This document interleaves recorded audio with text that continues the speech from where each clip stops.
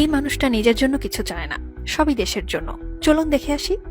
PSP licence, রবি বাংলালিংক চেয়ে থাকে আর গ্রামীণ টেলিকম লাভ দিয়ে পেয়ে যায়। ডিজিটাল টাকা, ডিজিটাল লোড, জনশক্তি রপ্তানি। একটাই প্রতিষ্ঠান লাইসেন্স পেল, গ্রামীণ এমপ্লয়মেন্ট সার্ভিস। মানুষ নয়, এখন জাতি এক্সপোর্ট আইটেম। গ্রামীণ ইউনিভার্সিটি, বোর্ডে ভাই উপদেষ্টা হিসেবে নিজের অফিসের লোক। নলেজ নয়, এটা network based public manipulation centre. পদবঞ্চিত প্রশাসন, স্বাস্থ্য উপদেষ্টা নিজের সাবেক লোক। সিনিয়র সচিব ইউনুস সেন্টারের লামিয়া, উপপ্রেস সচিব নিজের ভাইয়ের ছেলে। অভিজ্ঞতা নেই, কোনো সমস্যা নেই, নোবেল আছে।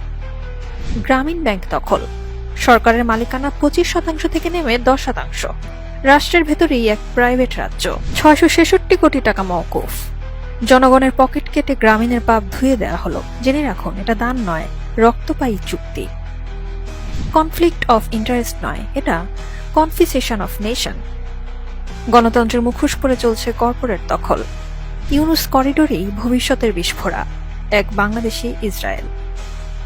চুপ থাকলে কালকে আপনি হবেন এক্সপোর্টেড সাবজেক্ট।